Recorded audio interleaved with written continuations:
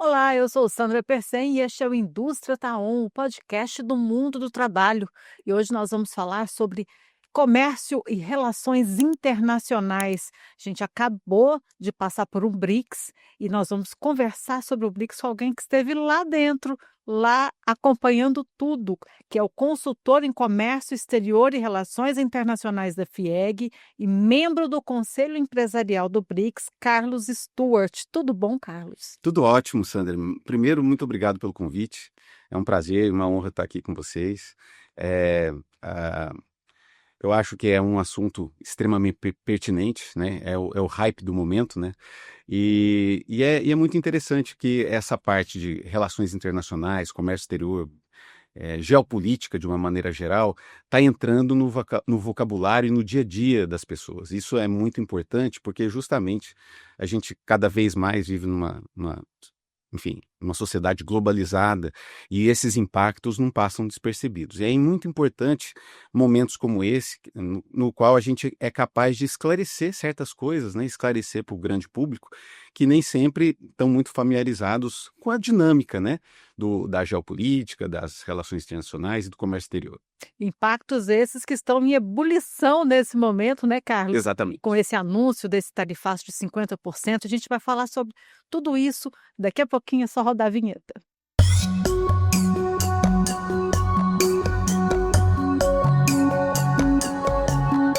Olá, eu sou Sandra Persen e este é a Indústria Taon, o podcast do mundo do trabalho, hoje falando sobre comércio e relações internacionais. Estamos recebendo com muita alegria Carlos Stuart, que é consultor em comércio exterior e relações internacionais da FIEG e membro do Conselho Empresarial do BRICS. Mas não é só isso, Carlos. Eu queria que você já começasse falando dessa sua participação nesses fóruns tão importantes de discussão econômica mundial. Sim, claro.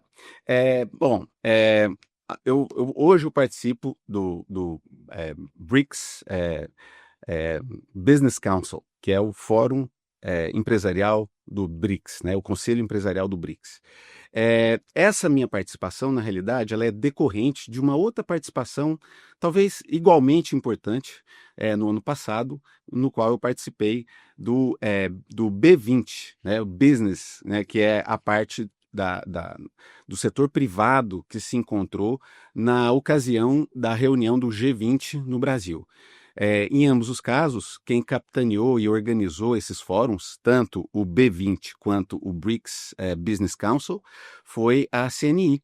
Então, nós tivemos a oportunidade de participar, na primeira ocasião, do grupo de trabalho de comércio e investimentos, e agora, no BRICS Business Council, eu participei de 5 dos 9 grupos de trabalho que foram estabelecidos para justamente redigir as recomendações do setor privado, da indústria, representada, então, por membros de todos esses países, né? Cada um desses países enviou seus representantes, seus empresários, seus industriais, os membros de associações comerciais, industriais desses todos os países, e a gente passou desde fevereiro discutindo, então, recomendações do setor privado para o BRICS. Foi um trabalho extremamente interessante, muito importante, no qual a gente tem uma interlocução direta com a cúpula do BRICS, que são os chefes de Estado, efetivamente. Então, é muito importante destacar para o público que a FIEG participou, nas duas ocasiões, dos 2 fóruns, teve a representação e participação nas discussões dos 2 fóruns empresariais mais importantes hoje do planeta.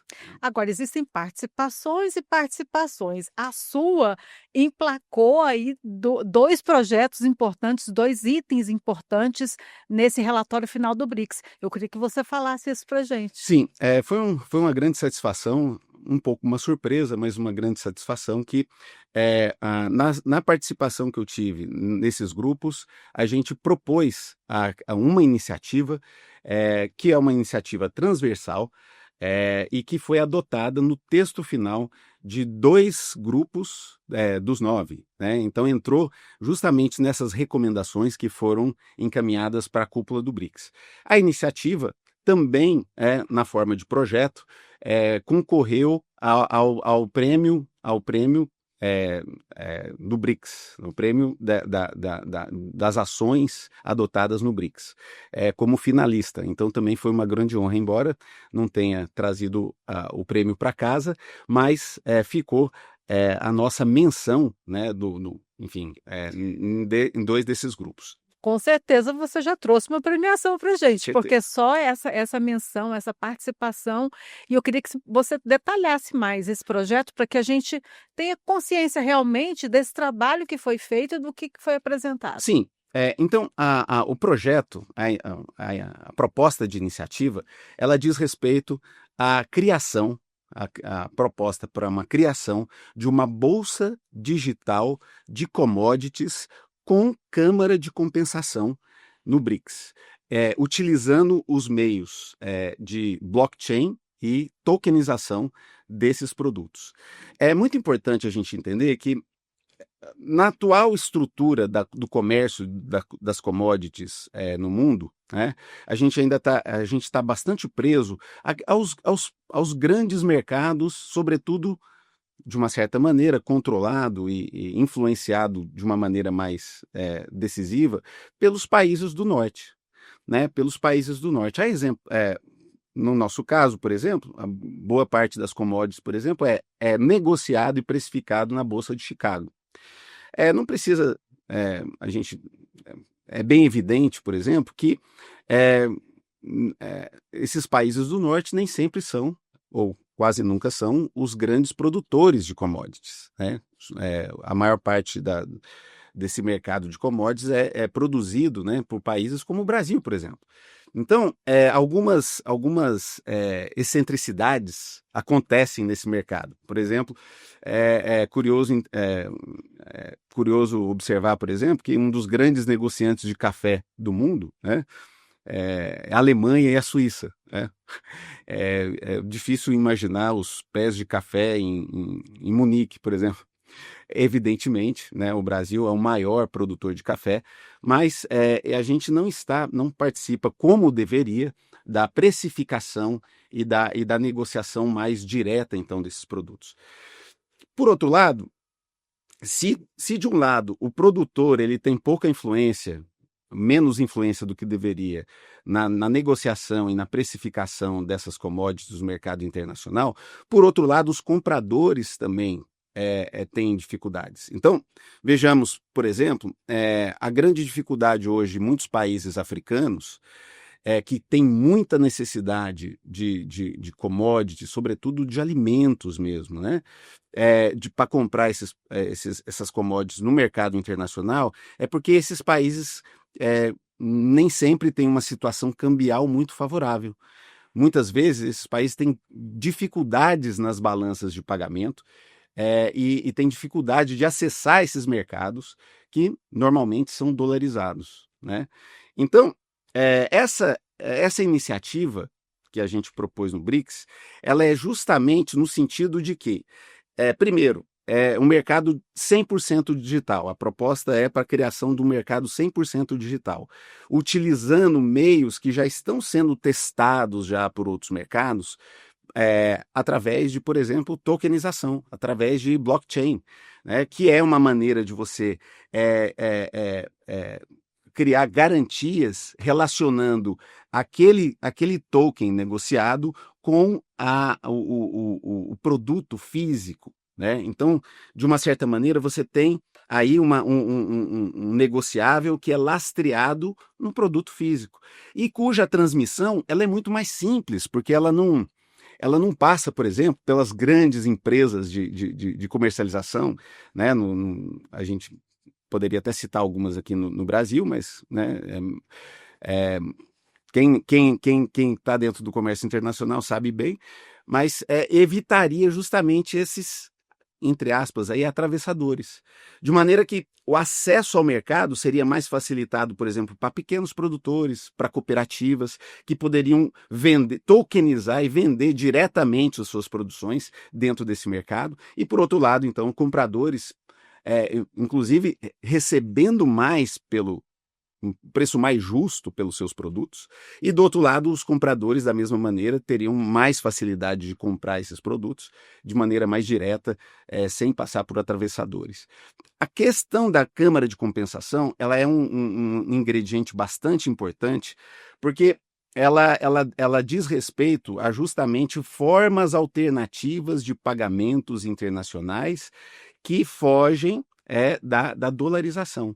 Então, essas câmaras de compensação, elas seriam, por exemplo, uma conta corrente entre os membros do BRICS, né, no qual, por exemplo, vamos supor o Brasil, que é grande exportador de commodities para a China e também, ao mesmo tempo, grande comprador de produtos chineses, né, esse encontro de contas é que você, no final, você faria o balanço de pagamento nas suas próprias moedas.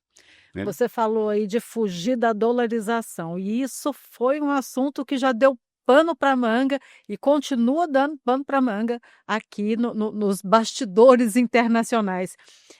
Como é que você avalia o impacto econômico dessa taxação de Donald Trump, que tudo tem a ver com essa tentativa de fugir da dolarização? Eu acho que, primeiro, uma coisa muito importante a gente esclarecer ao nosso público é o seguinte: em primeiro lugar, não é o fim do mundo. Né? É um processo, evidentemente, que é novo. Né? Nunca um presidente norte-americano utilizou de uma maneira tão pessoal instrumentos que já são historicamente institucionalizados dentro da operação e dentro do governo norte-americano. É importante a gente lembrar que o sistema multilateral que a gente utiliza hoje para o comércio, para as relações internacionais, da ONU, da OMC, enfim, foram estruturas criadas com inspiração dos norte-americanos ao final da Segunda Guerra Mundial. Foram estruturas que foram criadas, sobretudo, dentro do guarda-chuva dos primeiros acordos que foram feitos em Bretton Woods ao final da Segunda Guerra Mundial. Então, o sistema multilateral, ele era a regra. Era uma regra na qual os próprios americanos foram os seus principais idealizadores e defensores durante todo esse período, desde o final da Segunda Guerra Mundial até os dias atuais. Então, é uma novidade que um presidente norte-americano, de uma maneira tão peculiar, deixe de lado o sistema multilateral. Então, isso é uma primeira coisa. Então, e o impacto que a gente vai ter desse processo, de fato, é um impacto importante. E eu creio que podemos dizer, é lógico, é difícil prever, mas é de difícil reversão. Então, o que a gente observa é que o BRICS é uma alternativa que busca manter entre os seus membros, mas também de uma maneira aberta, a garantia e a prevalência do multilateralismo. Então, essa é uma primeira coisa que é importante a gente perceber, porque dentro do multilateralismo, a gente tem uma proteção maior, mais relevante aos países menores. Porque quando você adota a regra multilateral, a exemplo da OMC, em que um dos seus princípios fundadores foi a regra da nação mais favorecida, ela estabelece que todas as vantagens tributárias oferecidas a um membro daquele sistema multilateral têm que ser necessariamente estendida a todos os demais. O que evita essa negociação selvagem bilateral, na qual a capacidade e a força do mercado e a força econômica de cada membro ou de cada país, ele é preponderante. E esse é o caminho que a gente está vendo que está sendo seguido pela atual administração na Casa Branca. E é evidentemente uma ruptura com o sistema multilateral que a gente tinha antes. Então, o fato da gente estar dentro de um grupo que representa o BRICS, que representa hoje mais de 50% da população global, no qual a gente tem grandes produtores de commodities, mas também grandes compradores de commodities, né? Como, por exemplo, a China, Emirados Árabes, a própria Arábia Saudita, enfim, que a gente tem essa oportunidade de criar esses elos e essas relações dentro do BRICS, no qual a gente aumenta a diversificação e garante, então, regras de multilateralismo. Então, o tarifaço do Trump, a gente pode, até porque não existe coincidências dentro das relações internacionais. Ela aconteceu 2 dias, né, quase 3 dias depois do final da cúpula do BRICS. Eu arrisco dizer que as argumentações oferecidas pela Casa Branca ao tarifaço, ela tem talvez menos a ver com a iniciativa do que o fato de que se trata de um recado, uma mensagem para os BRICS de uma maneira geral. É justamente no sentido de que os Estados Unidos tentando impor a sua força econômica, que de fato é desproporcional, né? Hoje, na atual conjuntura da economia global, os Estados Unidos ainda está bem distante em termos de participação participação econômica, até porque o próprio dólar oferece essa capacidade econômica, essa capacidade para os Estados Unidos de negociação. No entanto, o BRICS ele caminha no sentido de que ele oferece alternativas dentro desse comércio internacional. Então, uma noção bastante difundida hoje, e talvez não muito precisa, é que o BRICS estaria tentando criar uma moeda própria. Isso não é verdade? Isso não é verdade, no sentido de que a gente sabe muito bem que para a criação de uma moeda é preciso ter um Estado por trás, é preciso ter um emissor por trás, né? Mesmo quando não é uma situação de Estado, é preciso ter uma coordenação de macro e microeconomia entre Estados-membros. O caso da União Europeia, por exemplo, por que eles têm o euro? Porque há uma concertação entre os bancos centrais dos países membros da União Europeia, que participam, né, do euro, porque alguns países da União Europeia não adotaram o euro como moeda, né? Então esses não entrariam nesse arranjo financeiro. Mas existe uma concertação dos bancos centrais que estabelece um teto para gastos, para endividamento dos estados, parâmetros, por exemplo, de liquidez, parâmetros, por exemplo, do crescimento do PIB, enfim, uma série de critérios que são tratados e acordados entre os países europeus, de modo que a emissão do euro ele seja, então, de uma certa maneira, lastreado por essa estrutura. E no BRICS não tem absolutamente nem sombra de uma estrutura como essa. Contudo, o que está cada vez mais sendo discutido dentro do BRICS é exatamente a criação de modos alternativos de pagamento entre os membros do BRICS que valorizam as trocas bilaterais ou até mesmo regionais. E nesse sentido, sim, é uma grande ameaça para o predomínio do dólar, né? É uma grande ameaça para o predomínio do dólar. Imaginem bem, por exemplo, o Brasil, que já tem algumas iniciativas nesse sentido, por exemplo, no comércio com a Argentina. A gente já está encaminhando, por exemplo, uma iniciativa no sentido de estabelecer uma conta corrente com a China, e faz muito sentido isso, né? E é exatamente isso que está, talvez, sendo bastante uma ameaça, se a gente pode dizer assim, para o predomínio do dólar, considerando que o BRICS congrega agora mais de 50% da população mundial e uma grande parte, então, do PIB Com global. tendência para crescimento ainda. Exatamente, com tendência a crescimento. Então, eu arrisco dizer que essas medidas unilaterais tomadas pelos Estados Unidos, ao invés de enfraquecer o BRICS, ele está servindo exatamente como uma mola propulsora. E foi essa a sensação que a gente teve participando do BRICS Business Council. Os países membros e a sua comunidade empresarial está buscando diversificar dentro dos membros dos BRICS as suas exportações, as suas importações, o seu comércio internacional, o que, para o meu ver, para o Brasil é extremamente positivo.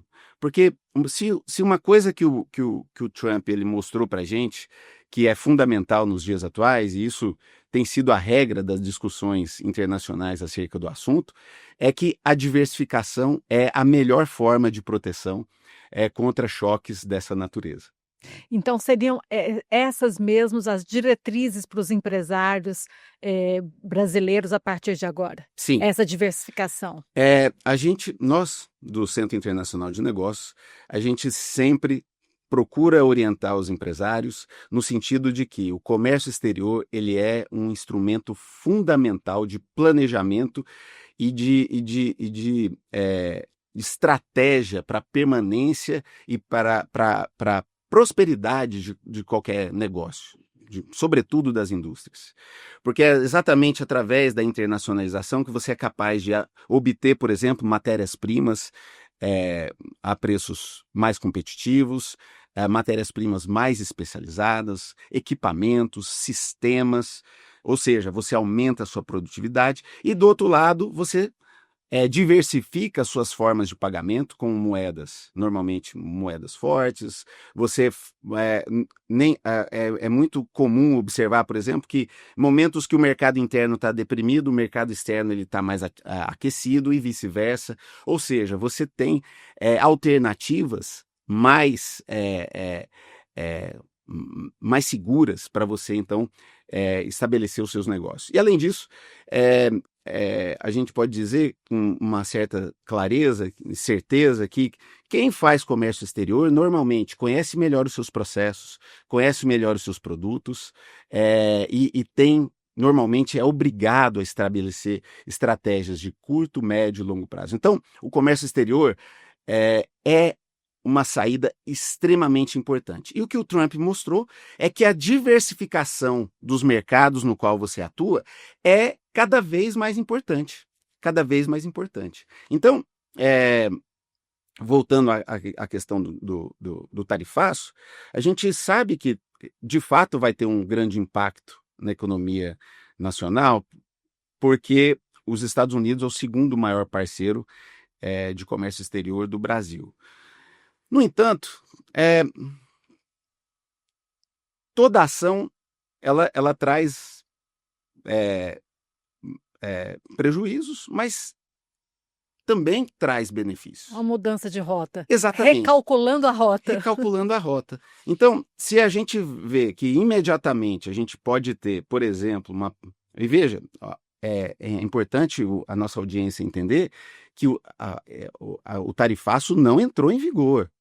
Ele ainda, diferente de outros países, né, no qual os Estados Unidos aplicam imediatamente as tarifas, no caso do Brasil, ficou claro que mais a mensagem do que efetivamente a ação ela aconteceu. Então, a gente ainda está nessa fase, observando o comportamento do Trump em situações análogas anteriores.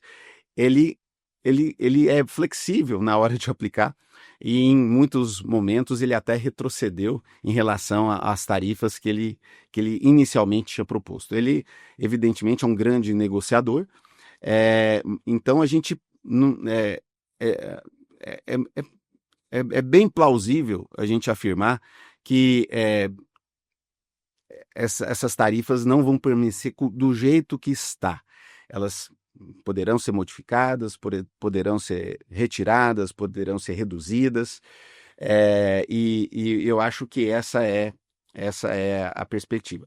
Agora, de toda maneira, se a gente analisar a pauta de exportação que a gente tem para os Estados Unidos, primeiro, muitas desses produtos, né, que fazem parte dessa principal pauta brasileira de exportação em particular, entra num pequeno detalhe que alguns nem sempre se dão conta, que o Trump ele fala para aquelas empresas que investem nos Estados Unidos, as tarifas não são aplicáveis. Ocorre que grande parte, bom, pelo menos uma parte expressiva das empresas que negociam esses produtos com os Estados Unidos, algumas delas já estão nos Estados Unidos, já são indústrias que estão nos Estados Unidos, como é dado notório, a gente pode citar as empresas, a JBS, por exemplo, ela é uma das maiores empresas de proteínas nos Estados Unidos. Então, não sabemos até que ponto essas tarifas se aplicarão, por exemplo, à JBS, caso sejam aplicadas, porque o JBS é um investidor, é uma empresa brasileira investidora no mercado norte-americano. Em relação a aço, também a gente tem uma das grandes operadoras do setor siderúrgico brasileira, que é a Gerdau. Ela também tem investimentos, tem usinas metalúrgicas nos Estados Unidos. Então, a gente pode questionar um dos principais exportadores, será que vai ser aplicado à Gerdau essa tarifa? Também vamos ter que ver.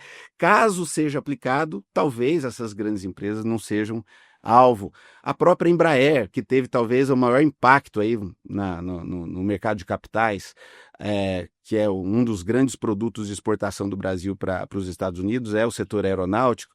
A Embraer também tem fábrica nos Estados Unidos. Será que ela vai ser afetada? Ela tem uma fábrica na Flórida. É uma das maiores produtoras, né, enfim, de aeronaves no mercado norte-americano.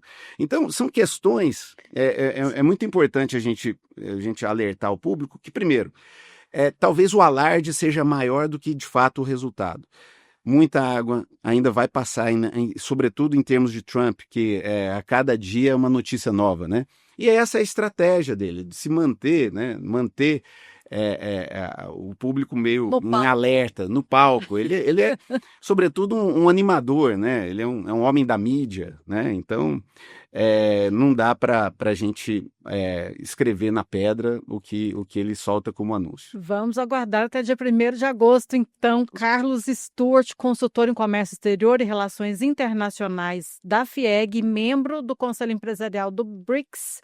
Muito obrigada pela sua participação. Venha mais vezes, muito, muito bom poder ter acesso a todo esse conteúdo que você traz para a gente. Sandra, eu me sinto honrado de estar aqui, é um grande prazer. Honra Estou toda nossa. sempre à disposição.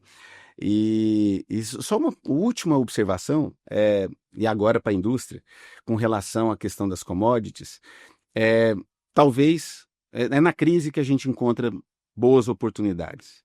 Então, muitas vezes a gente vê, né, lógico, se essas commodities, que são matérias-primas muito importantes, deixam de ser exportadas, commodities normalmente elas têm uma liquidez grande no mercado internacional, então muito possivelmente outros arranjos vão se estabelecer no médio prazo, né, para dar um destino então para essas exportações. Mas, enquanto isso não acontece, a gente não pode esquecer que nós do setor produtivo também temos uma janela de oportunidade.